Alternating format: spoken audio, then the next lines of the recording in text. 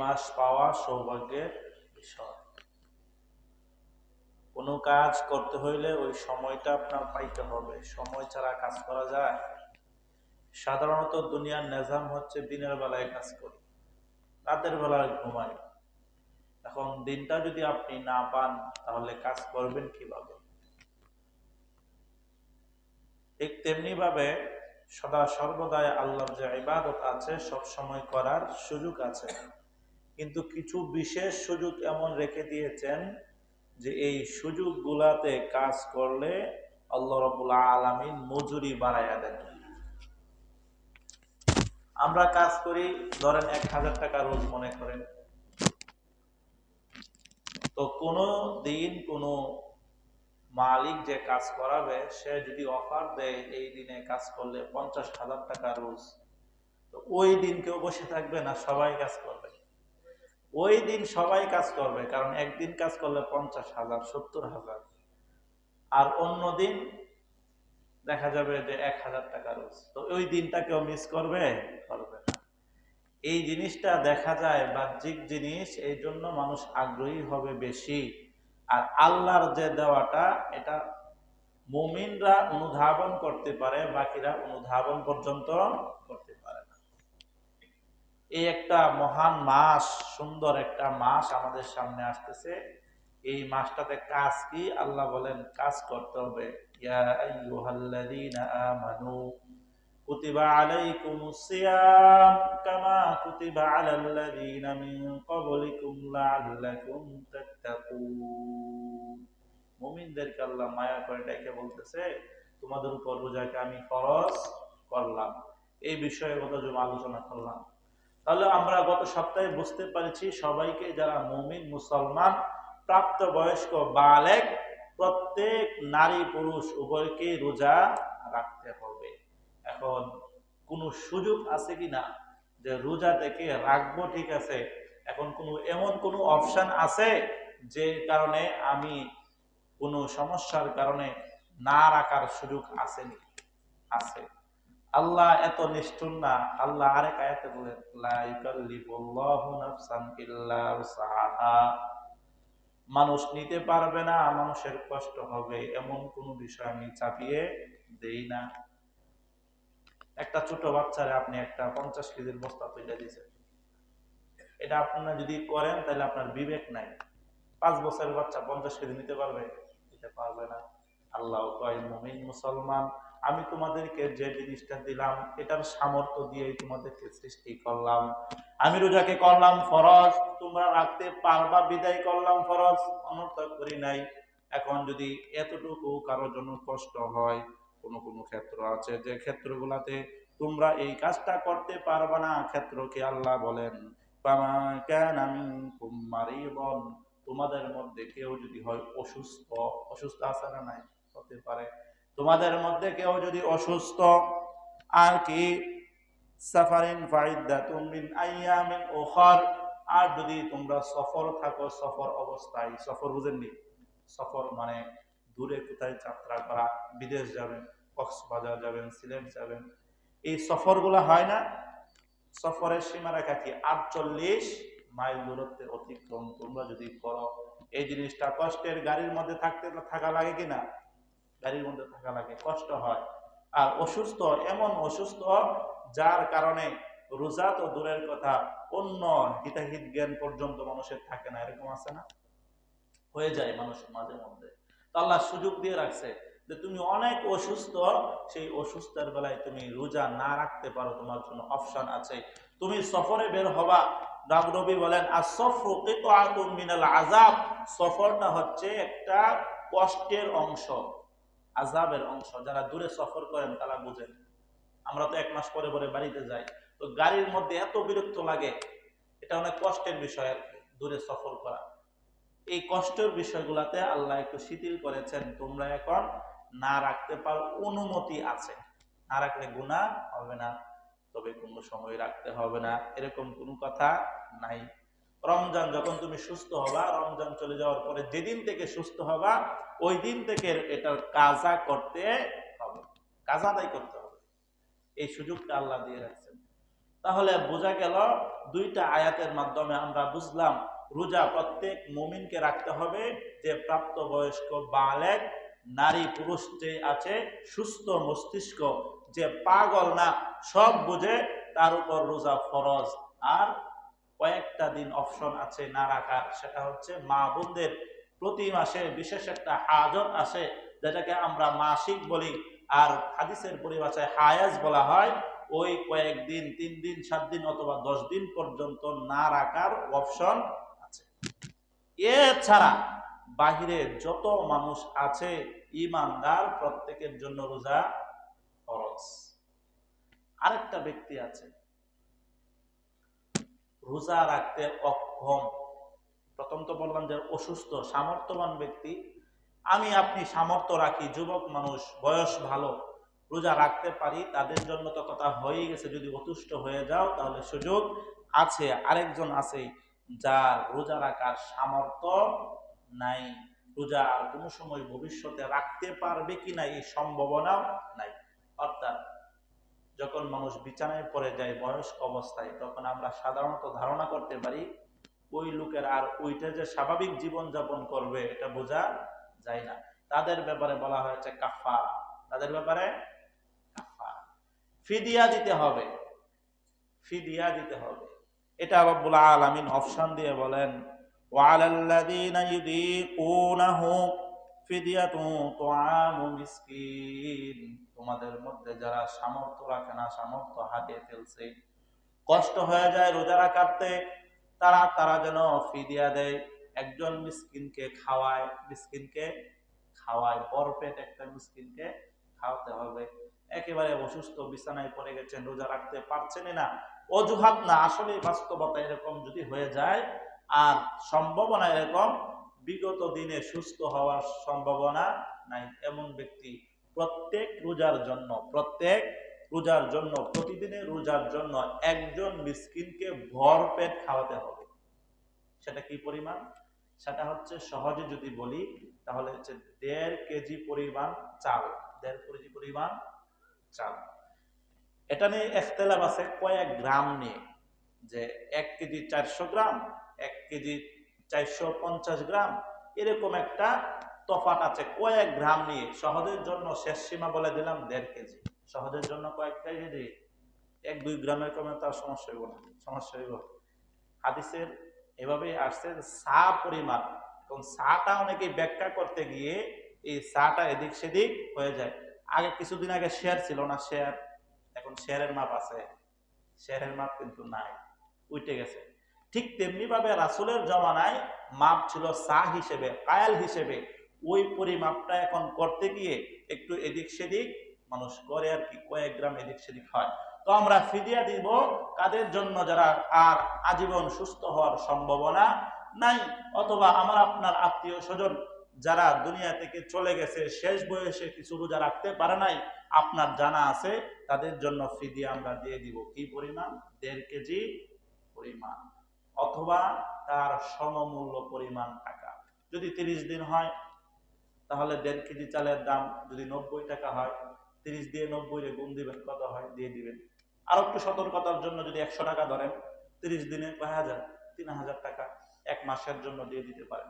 এইভাবে আপনাদের যারা অসুস্থ এই হিসাব করে এইভাবে দিয়ে দিলেন, মুক্তি হয়ে যান। আপনার পিতা আপনার জন্য লাখ লাখ টাকা সম্পত্তি রেখে গেছে কিনা, এখন পিতার শেষ বয়সে হয়তো 1 মাস রোজা রাখতে পারে নাই, এটা আপনার জানা আছে, সন্তান হিসেবে আপনার উচিত এই ফিদিয়াগুলা দিয়ে দেওয়া। কাদেরকে দিবেন? সেই ফিদিয়াগুলা দিবেন হচ্ছে যাদেরকে যাকাত দেওয়ার উপযুক্ত, অর্থাৎ গরিব, এতিম, মিসকিন, তাদেরকে দেওয়া যাবে। মোট কথা একই কথা। তো বলতেছিলাম নবী আকরাম সাল্লাল্লাহু আলাইহি ওয়াসাল্লাম আমাদের জন্য সুসংবাদ নিয়ে আসছেন যে তোমাদের জন্য সামনে একটা মহান মাস, বিরাট একটা মাস আসতেছে, সেই মাসের সুসংবাদ তোমরা নাও। রাসূল আকরাম সাল্লাল্লাহু আলাইহি ওয়াসাল্লাম রমজানের কাছাকাছি সময় হাদিসে পাওয়া যায় রমজানের আগের দিন অর্থাৎ শাবান মাসের শেষের দিন একটা বিরাট ভাষণ দেন, সাহাবীদেরকে নিয়ে রমজান সম্পর্কিত একটা ভাষণ দেন। যেমন কালকে যদি আমরা তারাবি পড়তে হয়, তাহলে মনে করেন আজকের দিন। এভাবে রাসূল একটা ভাষণ দেন সাহাবীদের মধ্যে। রাসূল সাল্লাল্লাহু আলাইহি ওয়াসাল্লাম সাহাবীদেরকে নিয়ে বৈশা বলতেছে, ইয়া আইয়ুহান নাস ক্বাদ আযাল্লাকুম শাহরুন আযীম।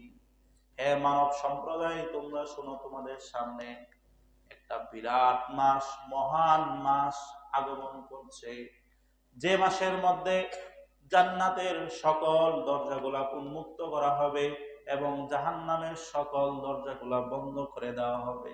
জান্নাতের দরজাগুলা উন্মুক্ত, জাহান্নামের দরজাগুলা বন্ধ, এবং আল্লাহ রাব্বুল আলামিন হযরত জিবরাইল আলাইহিস সালাতু ওয়াস সালামকে দুনিয়াতে পাঠাবেন। পাঠিয়ে বলবেন, কে জিবরাইল, এই এক মাস আমার বান্দারা, এই এক মাস আমার বান্দা ইবাদত বندگی করবে, রোজা রাখবে, তারাবি করবে, সেহরি করবে, মিথ্যা বলবে না, দুনিয়ার সব ঝামেলা বাদ দিয়ে আমার ইবাদতের মধ্যে যেন মশগুল থাকতে পারে। এই জন্য যে অবাধ্য শয়তান আছে, সেই অবাধ্য শয়তানকে শৃঙ্খলবদ্ধ করো, তার গলায় তালা লাগাও, বেড়ি লাগাও।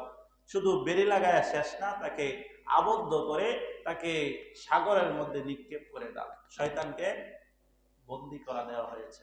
এই রমজানের মধ্যে শয়তান বন্ধ থাকবে, শয়তান বন্ধ।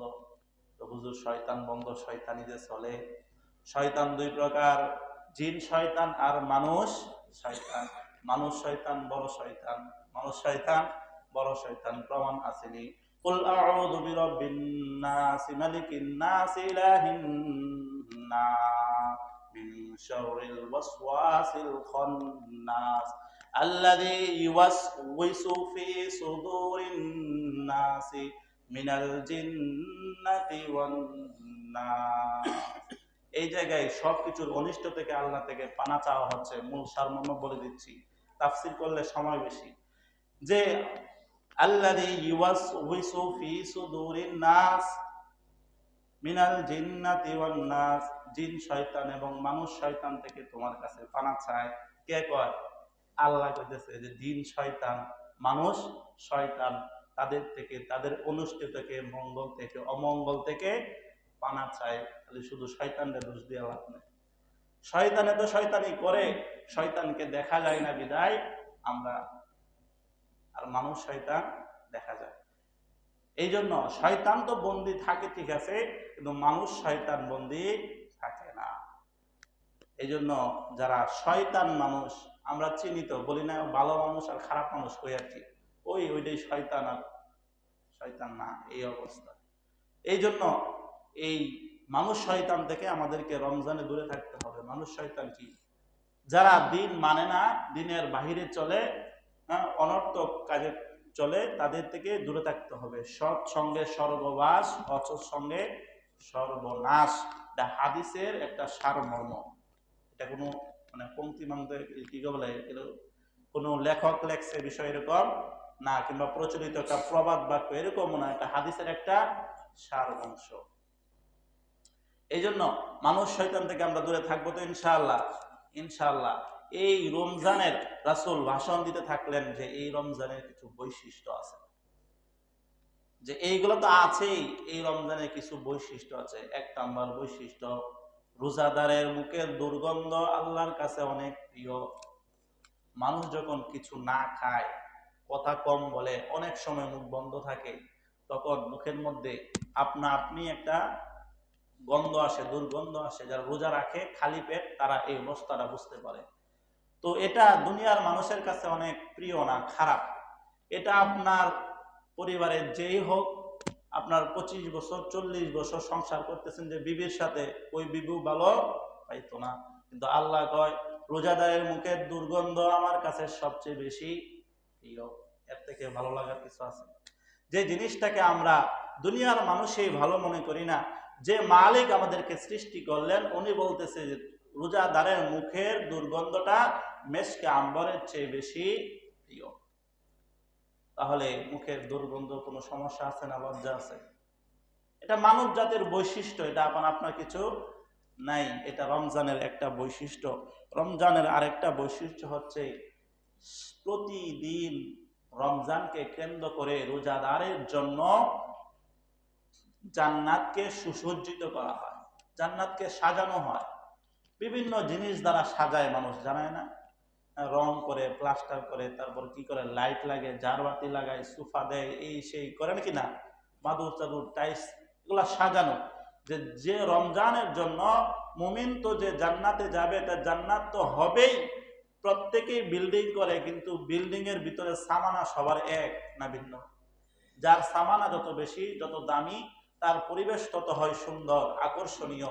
ঠিক তেমনি ভাবে জান্নাত তো পাইবা, কিন্তু জান্নাতের বিপরীতে তোমার সামানা তোমাকে সংগ্রহ করতে হবে। কিভাবে? তুমি যদি রোজা রাখো, রোজাদারদের জন্য প্রতিদিন সারা বছর আস্তে আস্তে করে জান্নাতকে সুসজ্জিত করতে থাকে।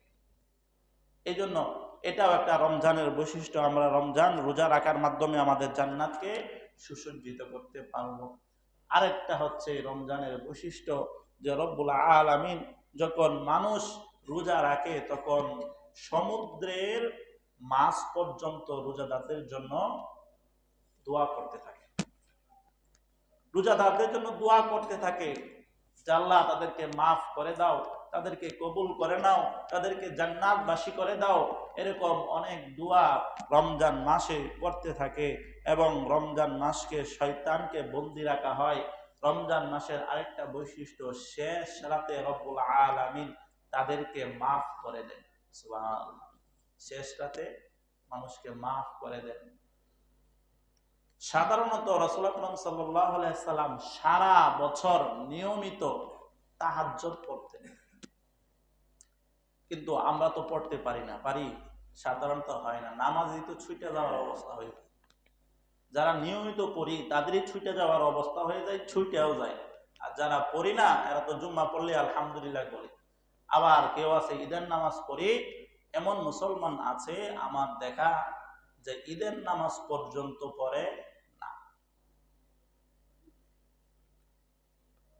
এই জন্য দোস্ত, যারা আমরা নিয়মিত নামাজগুলা পড়ি, তারা এই রমজানে একটা সুযোগ গ্রহণ করতে পারি, যা আমাদের কাছে শেষ রাতের ঘুম প্রিয়, আর আল্লাহর কাছে শেষ রাতের ইবাদত প্রিয়। সারা বছর যেহেতু হয় না, ওটা হয় না, এই রমজানে একটা সুযোগ আছে। শেষ রাতে আমরা যখন উঠব, তখন প্রত্যেক দিন কমপক্ষে 4 রাকাত যেন তাহাজ্জুদ পড়তে পারি, সেই সময়টা নিয়ে উঠব। ওটাই লাগে নাকি? যদি আপনি 5 মিনিট একটু আগে উঠেন, তাহলে আপনি পড়তে পারলেন তাহাজ্জুদ। এই 30 দিন তাহাজ্জুদ যেন মিস না হয়। আপনি নিজে পড়বেন, পরিবারকে পড়তে উৎসাহিত করবেন, তাদেরকে শুধু গরম ভাত খাওয়ার লেগে ব্যস্ত লাগায় রাখেন। আপনার জন্য ইবাদত আছে, আপনার বউ লেগে নেই। আসরের দিন তো বউ চিনবেন না।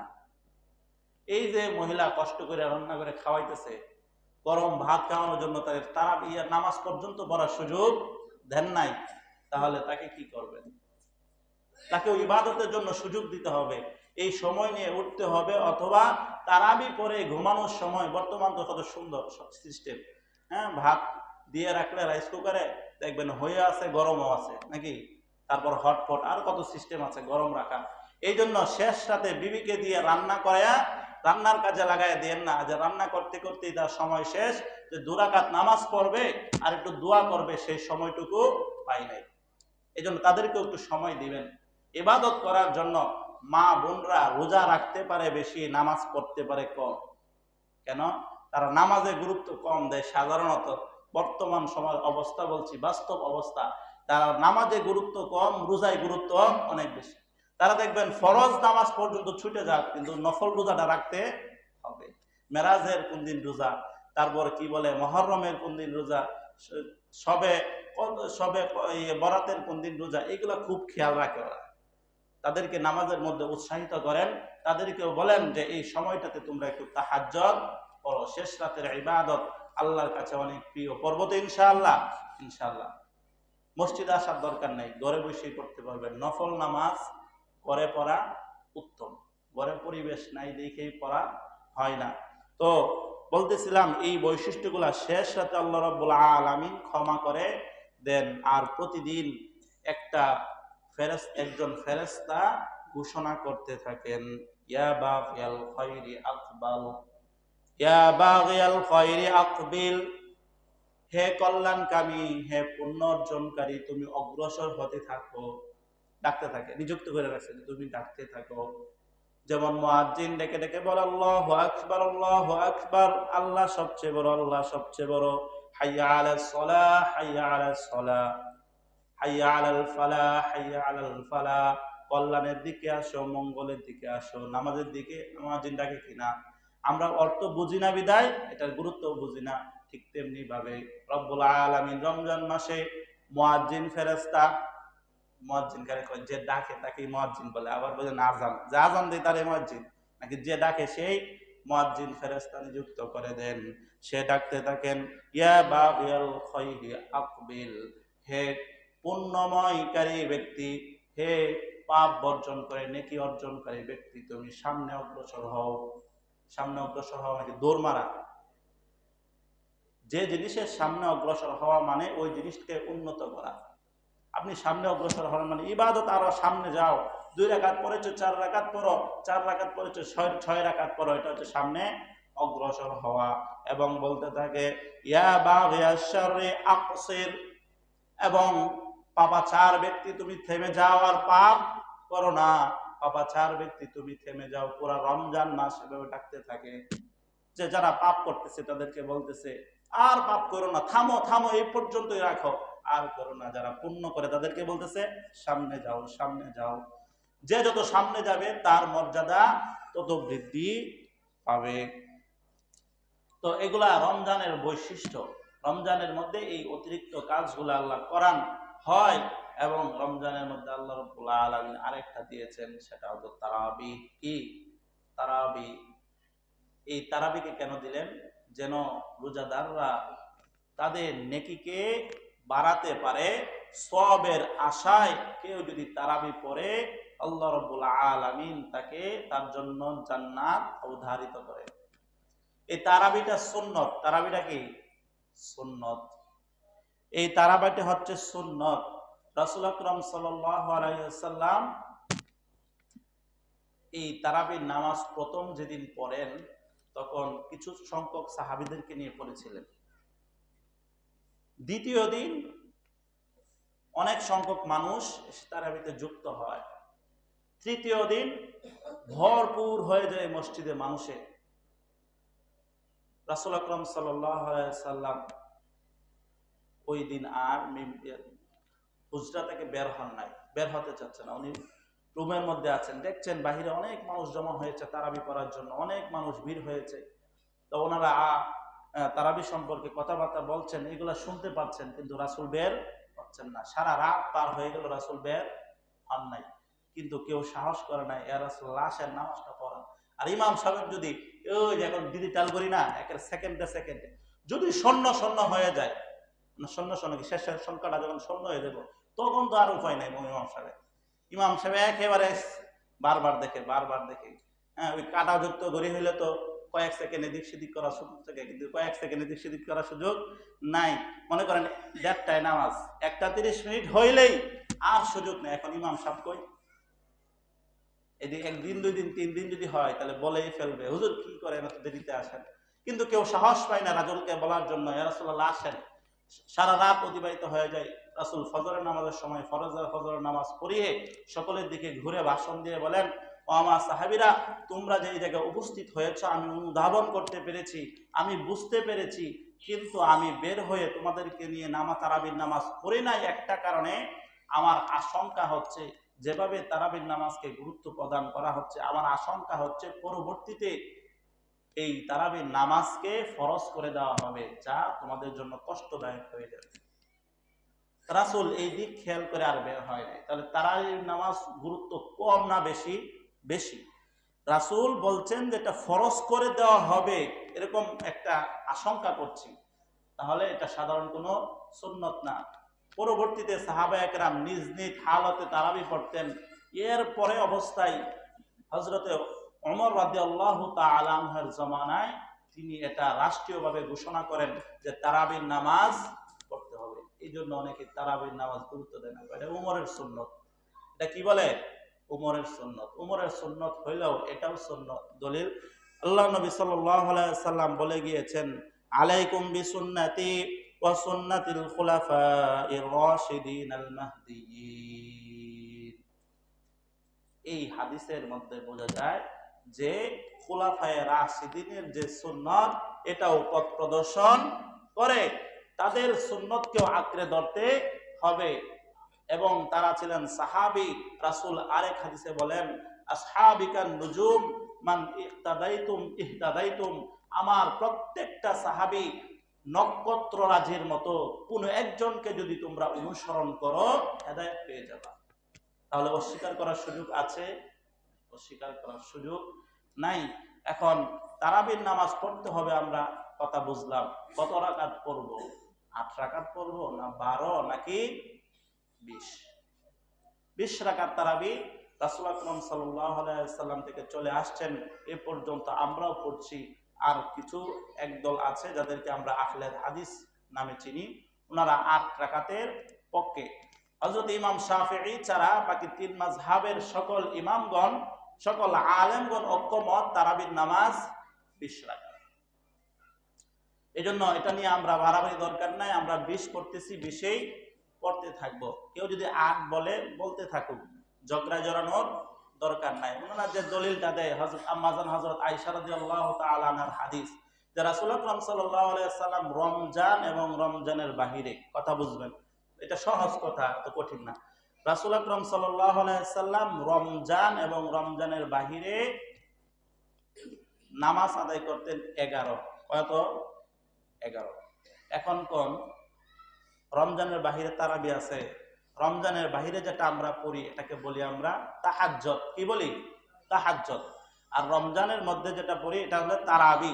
তো তাহাজ্জুদ আর তারাবিকে এক করা যাবে? কিছুক্ষণ আগেই তো বললাম যে তারা তাহাজ্জুদও পড়তে হবে শেষ রাতে, বললাম না?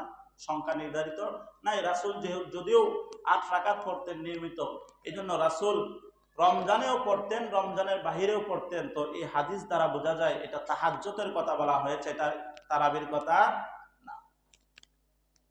ওনাদের দলিল দ্বারাই প্রমাণ হয় যে এটা তারাবি না, এটা তাহাজ্জুদ। 11 রাকাতের মধ্যে 3 রাকাত বেতির পড়তেন আর 8 রাকাত পড়তেন তারাবি।